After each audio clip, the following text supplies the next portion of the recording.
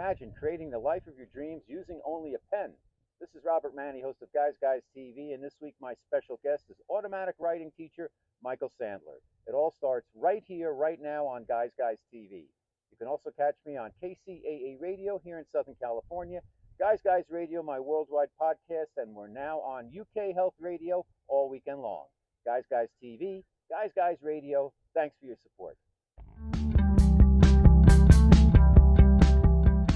Okay, Guys Radio, it's the interview portion of my show seen on YouTube and Rumble, and my special guest today is Michael Sandler. We're going to talk about the automatic writing experience. Michael has done tremendous work. I just finished his book. It's called the AWE, the Automatic Writing Experience, How to Turn Your Journaling into Channeling to Get Unstuck, Find Direction, and Live Your Greatest Life. And I've been thrilled that he's agreed to come on the show. Let me tell you a little bit about Michael. He's host of Inspire Nation. It's a top-rated self-help spiritual YouTube show and podcast. He's got over 175,000 followers there. Just a tremendous show. He's a best-selling author, speaker, visionary coach. There's a little baby, and the creator of the Inspire Nation University and the AWE online host. What a beautiful baby. What's her name? Her name is Hannah, and she just wanted to say hi. This was completely unplanned, unscripted, Robert. Okay, I love it. I love it. Hello, Hannah. Welcome. What a beautiful angelic face. Thank you. So, all right, Hannah, here you go. I know you wanted to say hi. You want to be on air. I get you. You're starting early. You will be there. All right. Here we go. So today we're going to talk about automatic writing. I mean, Michael's really transformed so many people's lives. And what I love about reading the book with so many things that just regular folks can relate to. Michael's a runner. He's had some near-death experience. Not that everybody can relate to that. They've had some miscarriages, and he just keeps on plugging away. And he's a true inspirational person and is really doing fantastic work. So I'm thrilled to welcome Michael Sandler to Guys Radio. Thank you so much, Michael, for being here. It's a real treat for me. Oh, thank you so much, Robert. Another brother in arms and a mighty. All right. I'm a woohoo, right? Yes.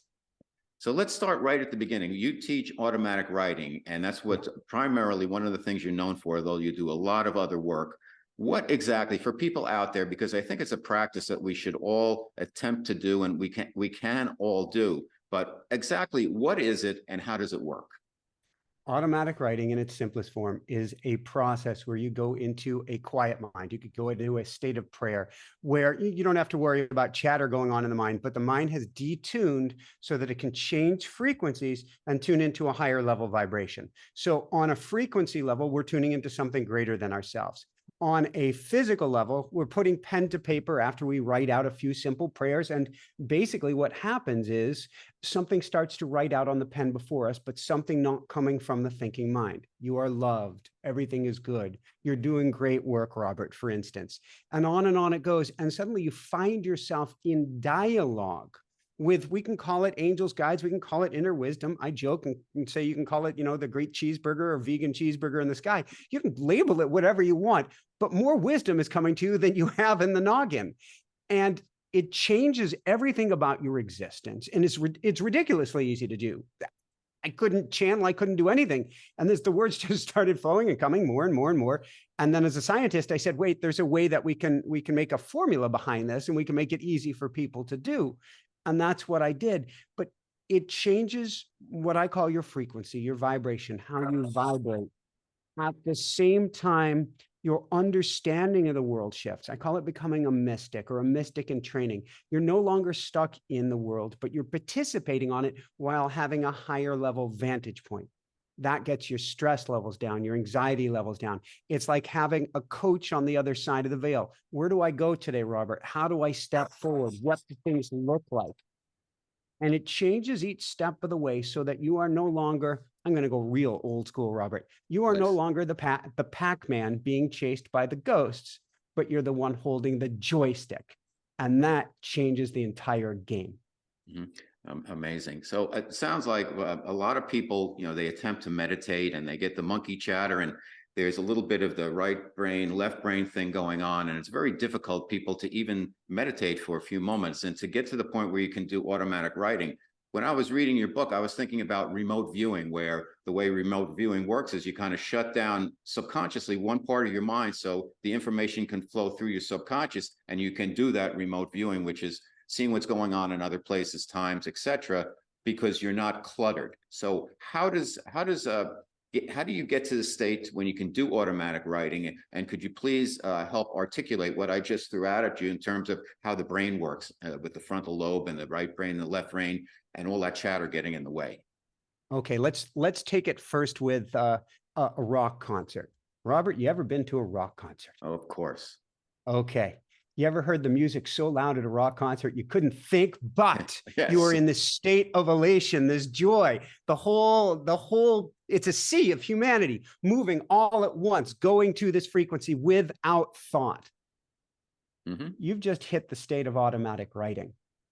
You're not in a place thought, your thinking mind is gone. And literally, you can use theta brain entrainment music. And if you get my book, you come over to my website, I give you that free. You can use theta brain entrainment music, and you can crank it up louder and louder until you couldn't possibly hear your own thoughts. But you're syncing up with a frequency greater than yourself. You're syncing up to a deeper, stronger, you could say, tugboat. You synced up with the concert and with everyone in the concert. Now, from a brain entrainment point of view, what is going on here? Let's play with the frontal lobe and let's play with the parietal. So in your frontal lobe, the part of the brain responsible for executive functions. Where am I going? What do I need to do? What's the order I get things done at? What time is it? And what words am I going to choose to write things? We interviewed multiple times Dr. Andrew Newberg, author of Buddha and the Brain, Enlightenment in the Brain, and several others. And forgive me if I get any of those titles slightly wrong. He did PET scans, basically scanned the brain. He scanned the brain of longtime meditation practitioners. He scanned the brains of longtime automatic writing practitioners. What did he find, Robert? That the frontal lobe, the part of the brain responsible for all of those things, during automatic writing, the part of the brain responsible for writing turned down, blood flow decreased. That part of the brain basically went to sleep, was knocked offline. The parietal lobe, the center part of the brain here that's responsible for, as I like to say, George Harrison of the Beatles, his last song, I, me, my, I, me, my, I, me, my. The egoic center of the brain powers down. So what do we have going on? The part of the brain responsible for writing, gone, offline. The part of the brain responsible for, what am I thinking?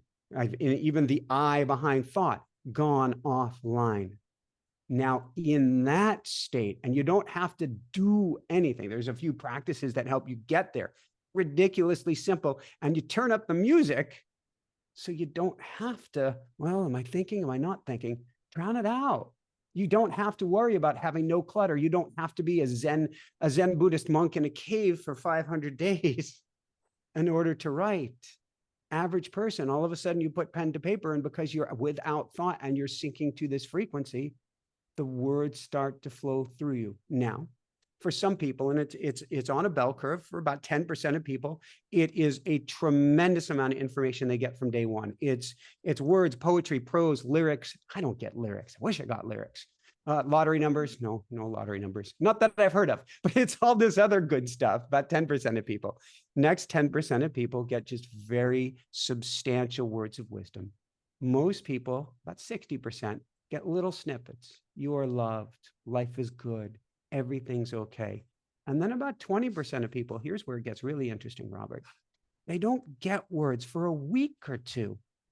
However, that's actually the group that shifts the most, the one that isn't getting words, because automatic writing, you've had Paul Selig on the show many times. Yes. It's not about the writing. It's about an energetic attunement, a frequency changer.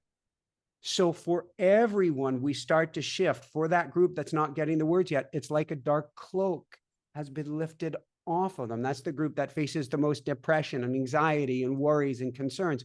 And all of a sudden, they're feeling the lightest.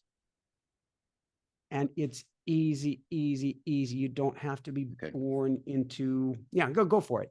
So if you're, most people think, oh, well, I'm not a good writer, so I'm going to have trouble with this, but it works just the opposite, because if you're a good writer, it might even get in the way, correct? Perfect, correct, and exactly true. Because the writer, the brain really is hardwired for the I, me, my. Then that doesn't mean you can't do it. But the non-writer, the one who doesn't know how to write, couldn't write a great sentence, if it fell out of the sky. Well, actually, it's going to fall out of the sky. You don't have to be good. And what happens is you start with what I call smoke signal connection. You go to dial up, you go to cable, you go to fiber optic. And the more you do it, it's a cumulative effect to where the words over time start to flow, even when you're not putting pen to paper. From in my own practice, if you will, I began meditation. It took a while to calm the monkey chatter. I looked at it. I imagined that my thoughts were like a cloud going across the sky. It really helped me. And then I began meditating. I've been doing it for years now. At first, I wasn't sure to trust. And this is the reason I'm saying this, because I think a lot of people go through this process. I wasn't sure to trust what I was hearing. Is this me speaking to myself? And I had a couple of experiences where I actually had a voice in my head. And I'm like, is that me? No, it wasn't me. But yes, it was me in a way. And now what happens is every morning I go through a process, and during my meditation, I have a guided meditation that I follow. And I ask Spirit, what is it that I need to know today? And I found that over time, before I even get to the point in the guided meditation where I'm going to ask that question, I already have a snippet. And I use the word snippet because you mentioned it in your book, of like, today it was just relax, be cool, everything's good, something like that. And some people might think, well, that's nothing, but no, that is something, and it's really important. Could you just take that and run with it, Michael? Yeah, well, first off, that is the voice of awe. We can label it whatever we want, but it's coming supra, above the thinking mind. And it is seriously important for us to be able to do that and step back out of the thinking mind and relax or breathe or take it easy today. Now, when I got into automatic writing, I faced the same challenge that you did, which is I was first taught a process of communicating with what's called the Akashic Masters, the librarians of the universe. And on this last day of class, we were together for a bunch of days, we had to do an automatic writing process to the Akashic Masters, and they wrote back. And then we had to read it to class, Robert. Wow. That was the challenge, because I was grooving on what was said until I had to read it out loud. And also the stuff I was writing, I wasn't paying attention to it, which is important. You're not trying to, because it's in this half here, half not here state. I read it back to the class, and I never touched automatic writing for like another year and a half, 2 years. I was aghast. I figured my ego had stolen the show. You're going to be a leader. You're going to be a teacher. You're going to speak before thousands and thousands of people from up on a mountaintop on high. And I had to read that to the class. And I said, what kind of chutzpah is it that you are saying how great you are? I'm like, of course, that's my egoic mind. I was pissed. I tried it again, maybe a year and a half, 2 years later, leader, teacher, thousands of people, mountaintop up on high, tear it up, burn it. And then I had a past life regression, a hypnotherapy session where you see yourself on the other side of the veil or something. And I got the same thing, leader, teacher, mountaintop. And I'm like, okay, maybe there's something to it. But it wasn't until Robert, my wife and I got knocked on our butts. There's the term for radio, knocked on our butts. And we were living in a dream home in Maui, and we got kicked out of there to her childhood bedroom. There's where I said, okay, I'm off the rails. Life isn't going the way I want. I'm going to take this seriously and try it again.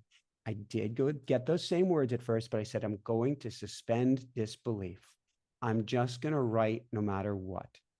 Our show came out of that. Our teachings came out of that. I got invited to a Nobel Peace Prize World Summit years ago because of that.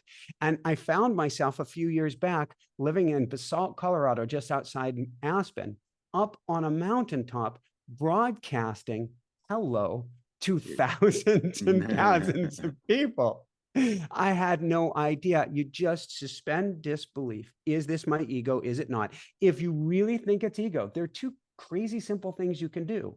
One, there seem to be like two universal laws of the universe. One, you're not going to get help from the universe unless you ask for help.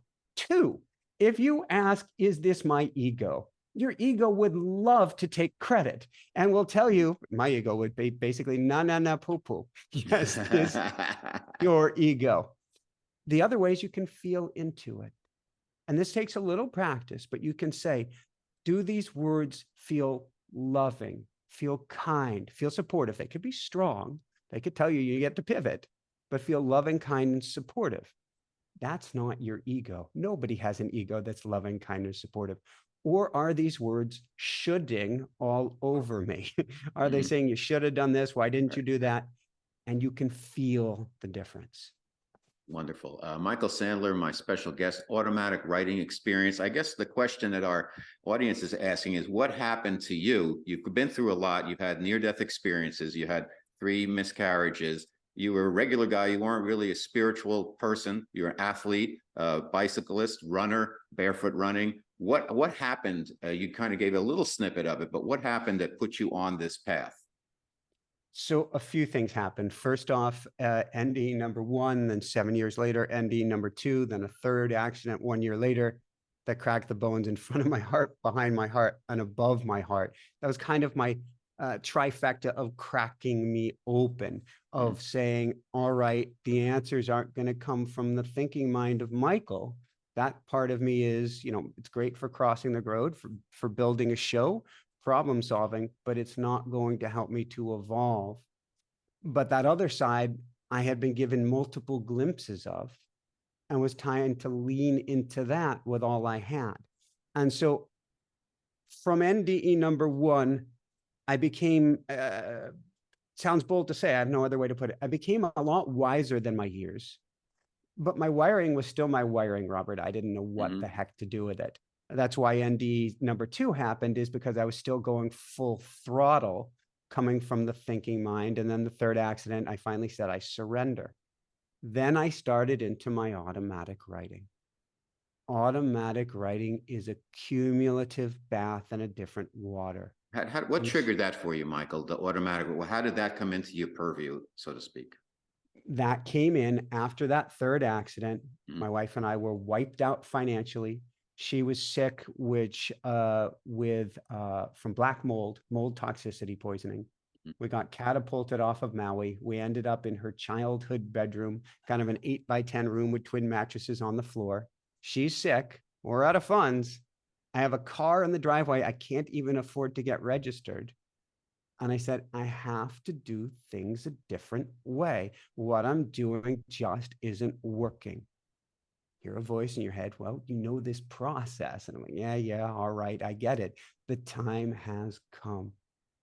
And I can't say, I put pen to paper one day and said, oh, there is everything, an explanation of the entire world. It doesn't work that way. At that time, Michael, were you aware of automatic writing, and you had kind of put it aside, and this brought you back to say, this is my focus? Yes, I had those experiences, just as I was detailing earlier. I'd gone through that. This must be my ego. This must be my ego, past life regression. And then, okay, when I start back into this, I'm just going to let go and be with the process.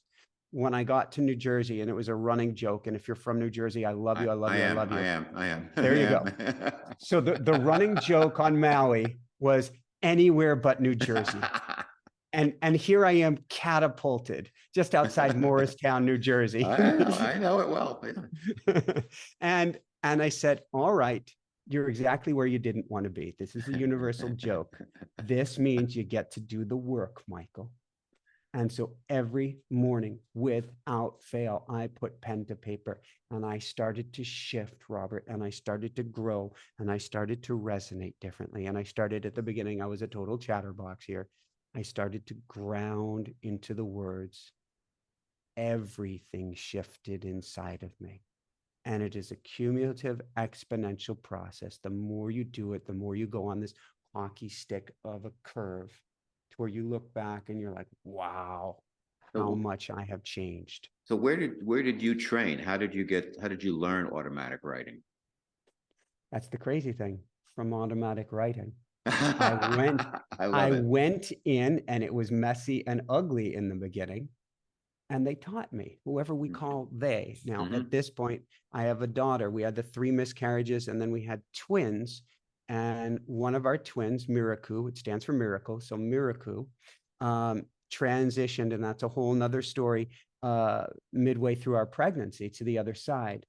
And she's the first soul that comes through when I speak in automatic writing. She's like, Daddy, we got this. Our other baby, Hannah, you just met, that's her sister. Okay.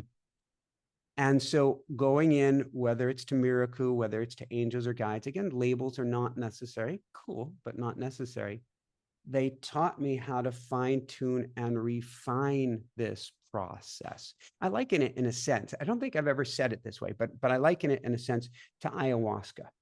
Ayahuasca is how that brew came about, and how out of all the millions of plants in the jungle and the millions of ways that you could have cooked or brewed or anything, for them to come up with this combination of plants to help you turn the dial to a different frequency. It's mind-boggling.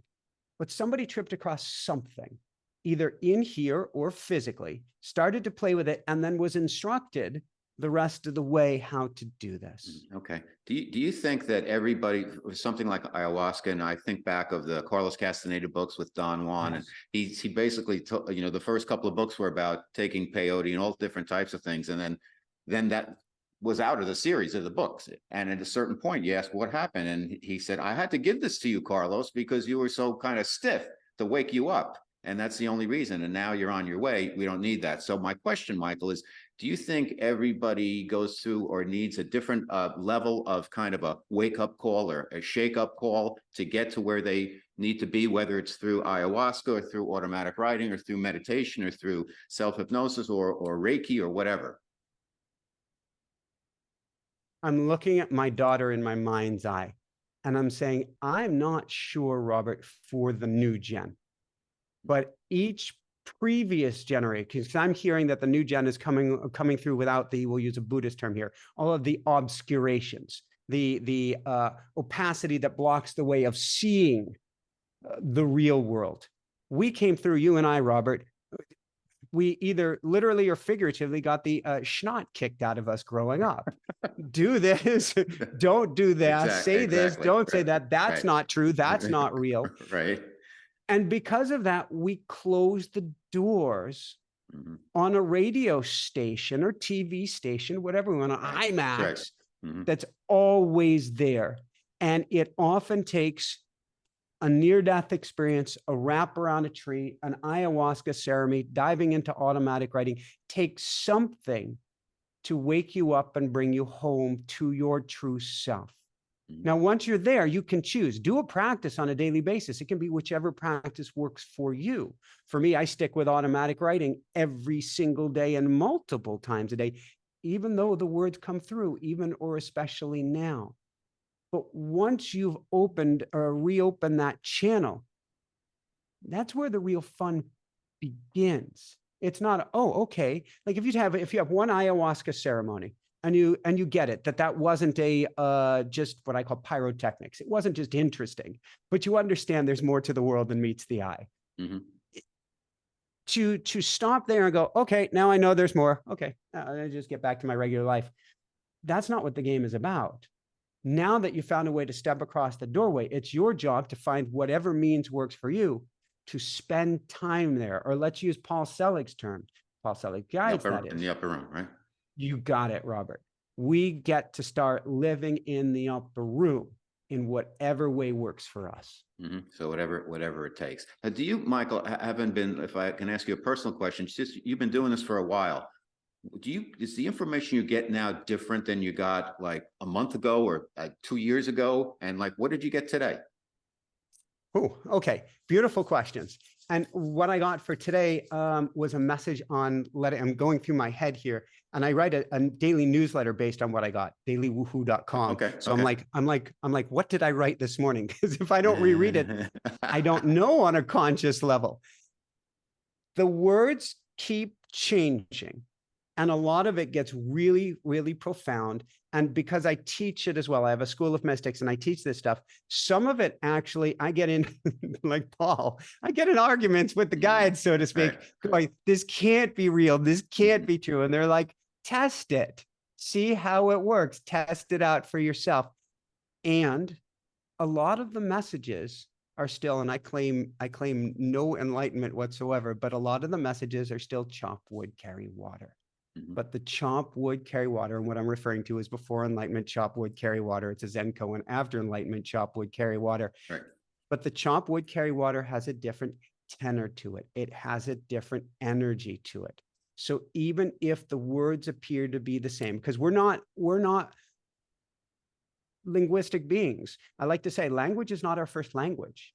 Energy is your feeling state of being. So even if the words appear to be the same, the energy behind it is different, and you change because of it, which means even if all you got today, Robert, was relax, go slow, breathe deep.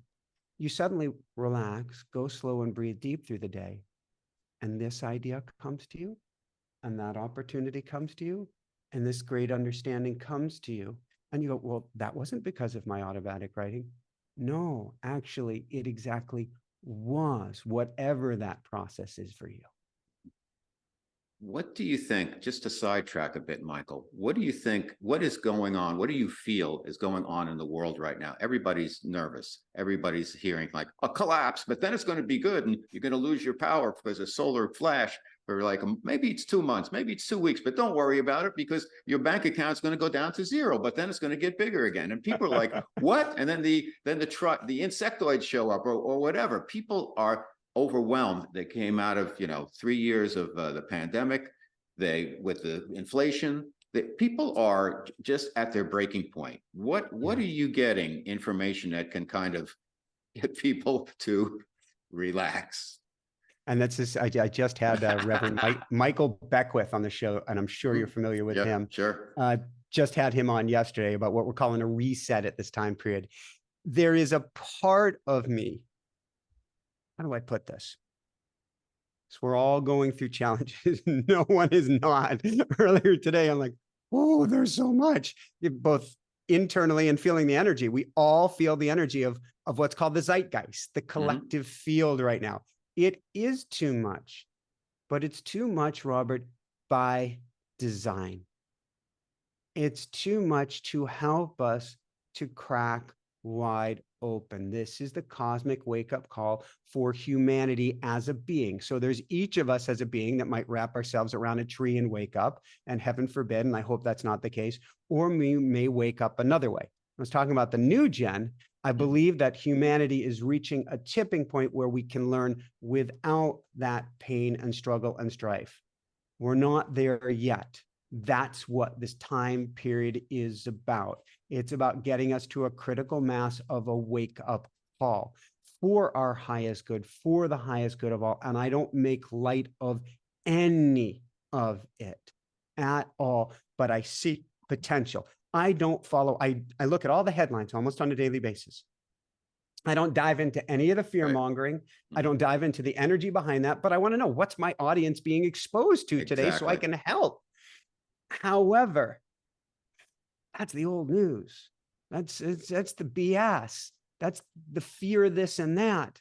But there's so much goodness. There's so much greatness. There's so much helping our neighbors. Even though, yeah, I can go to a farmer's market or a flea market and have somebody laying on the horn because they're freaked out and they need the space that I'm trying to get.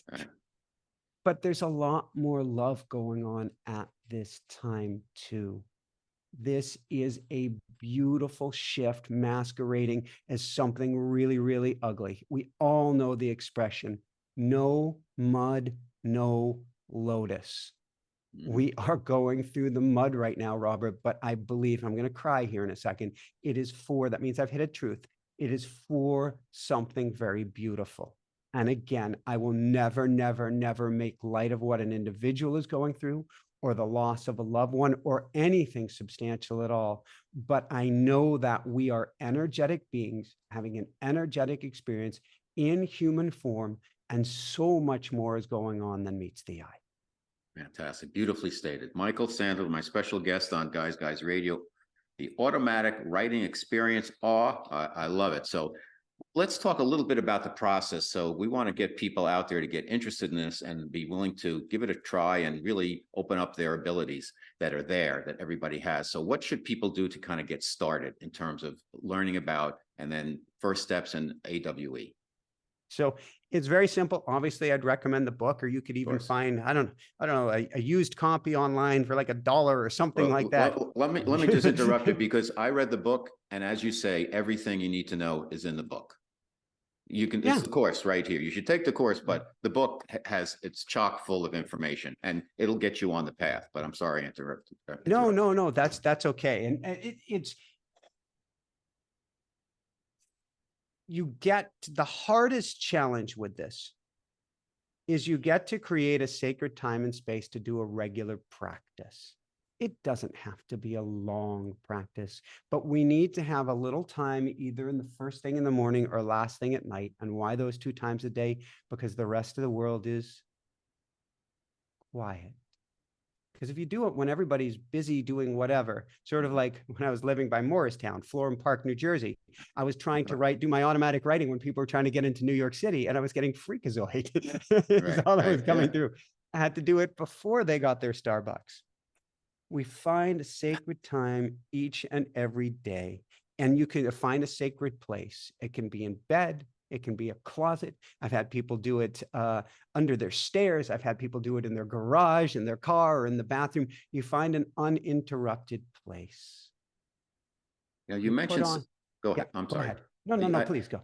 Because in the book, you mentioned that you have to find that place, and it can come in different ways. I found for myself as a runner like yourself, the first time I felt like I was just out of body, connected to everything. And I don't know if it was the endorphins or whatever. I was running in Central Park. I was about the 5th out of the 6-mile loop. And all of a sudden, I'm like, I'm the tree. I'm that bird. I'm the air. I'm everything. And everything changed from that point on because I didn't realize that I could feel that way, like beyond myself, limitless. And once that happened, everything else in terms of the unfoldment process started to get a bit easier. It's just a matter of, I think, the challenges for people getting, it's always that first step is the tough one. So what are some things that people can do to kind of flip that switch to help them get there? Make a commitment, first off. That's the thing. Don't do, I'm not a massive action kind of guy. I'm a micro action kind of guy on a daily basis. And I love that that happened in Central Park because I used to teach mindful running and mindful running in Central Park and grounding in, and that happens. But commit, like take 30 days and say, I'm just going to give it a few minutes a day, a tiny little bit, because the micro actions you can find stick. That's all I'm going to do is a few minutes. And so what will I do the first day? I'm going to open up the book. I'm going to read the first few prayers. I'm going to write them down, and then I'm going to close the book. Great. Perfect. And then the next day, I'm going to go a little bit further. Great. Perfect. And then the next day, the tiny littlest bit further. I'm not going to try to do all at once. I'm not going to try to do what we see in all the movies out there, the hero's journey, and I'm going to climb the mountain all at once. You're exhausted. I'm exhausted. Let's do the reverse of that. The term that comes to mind, it's not a very masculine term, Robert, but it is sweetness. How much sweetness? This is a yin process. So as I like to say, gentle is the new strong. We're told strong is the new strong. Strong's getting us hitting our heads up against a cement wall. Gentle, sweetness. How kind can I be with myself? So if nothing else, it's a minute or two of kindness that you take with yourself a day. That feels good. We do a few minutes more. That feels good. We do a tiny bit more as we start to put our toes in the water of automatic writing. And what happens is it starts to become fun. What happened to you, Robert, is basically the universe charged your hotel key. We've all had the hotel key where the concierge goes, dunk, and all of a sudden our key will work on our specific hotel room. You got your key charged so that you can go back there with regularity anytime you choose. I'm right now in Florida. I've got the Atlantic right out behind me. It's actually called the Intracoastal behind me in St. Augustine. Sure. I can go swim there. They're a manatee, they're a dolphin. I don't regularly see them, but all of a sudden, it all falls away. It's a hotel key. Mhm. You play in these waters metaphorically with your automatic writing. It starts to become fun. It starts to become a joy. I don't want you to have another thing you have to do. None of us need that. What you want is something that's joyous, that's fun, that counterbalances all the hardness that you are going to be facing in the day. And then you're going to want to do it. You're 1,000% right. I can tell you, after I had that moment, I then was writing my novel, The Guy's Guide to Love, and it's an intricate plot because I wanted it to be a meaty book about something, and I believe in the power of story. And I'd go out for runs, and I'd have a problem with a chapter because, as you know, you write one chapter, and if you change something, it could affect 3 chapters back, and you're like, it's just just jigsaw puzzle. And what would happen invariably is things would break apart as I was running, and then throughout the run, they'd start to coalesce and come together in a different way. And it wasn't me, it was coming through. So to me, the process of whether it's automatic writing, meditation, creating while you're getting into that place where you can, that upper room where you can receive. Is that correct, Michael? Yeah. And it's why I would say that almost every single writer on the planet does some form of automatic writing, because there's almost not a writer alive who will say, well, this came from me. Right. We don't know where it came from. You Exactly. put your pen to paper and all of a sudden something came out. An amazing story came out, and something much more coherent and cognizant than you ever could have come up with. It's true. Very true. So what are some of the challenges that people run into that you hear them all the time? So maybe we can help some people out there when they're going to get into this. They're going to take that first step and then are like, oh no, whether it's the monkey chatter or this is gibberish that I'm writing down. What do people run into, and what can they do by listening to the show? So we already hit number one, but I'm going to go to an even more powerful one in a way. The number one thing is, how do I know it came from me? And we kind of address that with how that feels in ego. The bigger question, let's go to the biggest question of it all. I tried it for a couple of days. I got some great words out of it. I don't want to do it anymore. What do you mean? Well, I don't know. I just don't feel like it. I stopped. Why? I don't know. I do. Your ego was losing control. And so your ego put the kibosh on it. It said, ain't doing it anymore. Which is why we make that gentle commitment and we lean in and we understand when you start plugging into something greater than yourself and are able to hear it, because we've all done prayer, but prayer is different. Prayer is putting something out there, help me, which is important. But this is a process where then you actually get the wisdom back on what to do. And your egoic mind is scared. It's under the table going, I'm going to lose control. I need to keep you small. I need to keep you under wraps. I need to keep you miserable, because that gives me a sense of safety, even in the misery. And if all of a sudden you're hearing from something larger than the ego is going to lose control. So it will fight you on it. So we commit to it and we gently lean into it every day. And when we don't feel like doing it, just for that 30 days, understand you've got your ego on the run.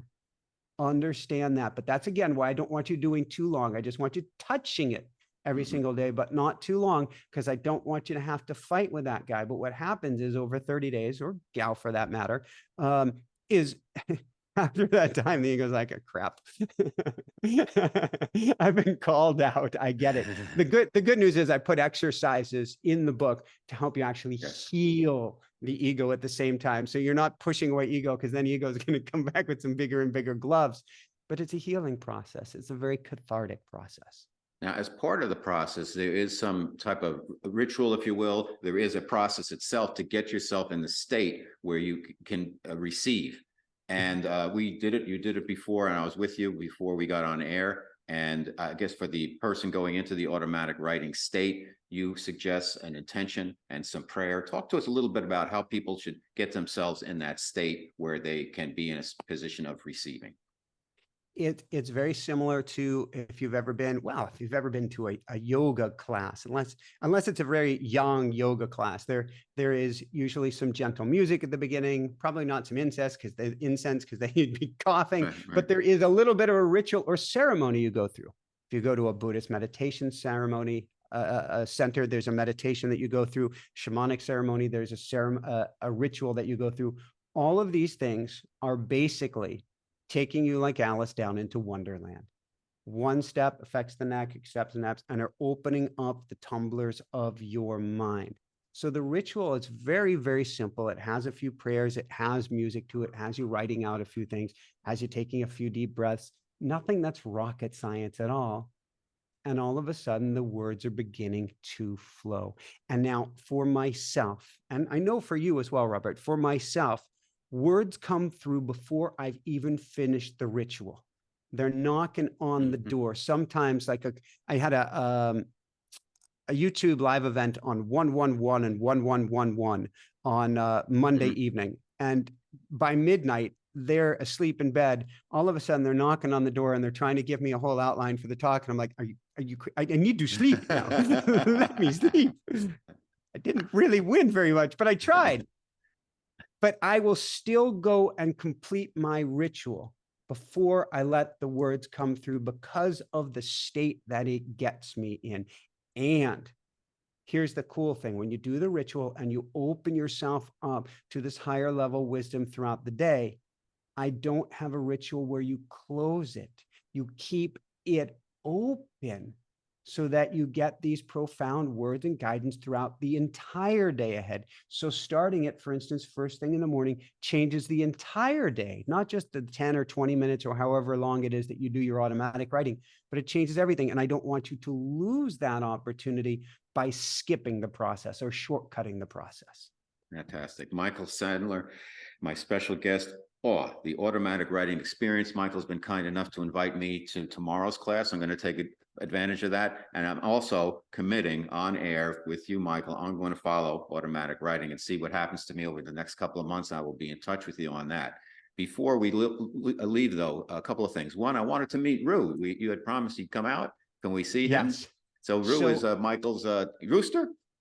Yes, he is my rooster. He is 3 years old. He is off to my side by about 15 feet. I will go get him now and introduce you to him. And he loves this. So hold on here. All right. So Michael's getting Rue, his famous rooster, and I think it was abandoned, and it's like a rescue rooster, if you will. And I don't know if I've never heard of a rescue rooster before, but this is Rue, and I've seen him many times on Michael's show, kind of copping on camera and off camera, and just there he is, and it's a beautiful bird too. My gosh, he's beautiful and he's huge.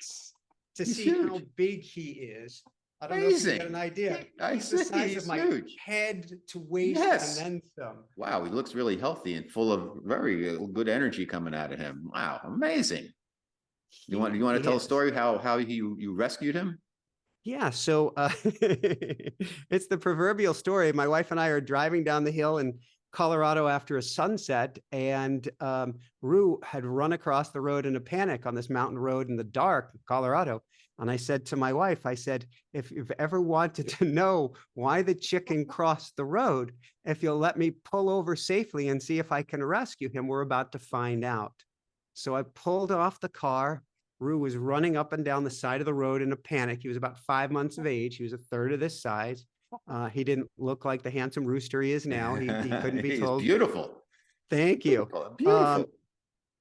And it took 15 minutes of convincing him and then throwing a t-shirt over him to scoop him up, because I've never picked up a chicken or a rooster before. I don't know if he was the first rooster to ride shotgun in a Tesla, but we got him in the car. There's actually video. You can find it on our Inspire Nation YouTube show. I think it's the Ruru story. I actually gave him a kiss, like a recognition that I knew who he was within the first minute of having him in the car. We looked to see if anyone else's, put up stuff in town. He wasn't. And that was almost 3 years ago. And he is. Well, good job. Good job with him. Hey, we're running low on time, but can you tell us, Michael, I know you wanted to make some announcements about where people can find out more about you, and you've got some events coming up. So automaticwriting.com is where you can find, you can get bonuses for the book. You can get our monthly live classes. Like I'm teaching a class. Well, when this comes out, I'll be teaching a class in just a few weeks where it's the fastest, easiest way to learn automatic writing. That's automaticwriting.com. Of course, you can come to Inspire Nation on YouTube, where we have live shows a couple times a week, and then just get a daily attunement. I will do the automatic writing. You read it and you'll find yourself feeling better just because of that. And that's at dailywoohoo.com, spelled daily, WOOHOO.com. And I will help bring that frequency up just by my own automatic writing. And it's fun what you'll be reading as well. So we go along that journey together. Amazing. Well, thank you so much for being on Guys Radio. I hope you'll come back again. I know you're super busy. You're doing great work.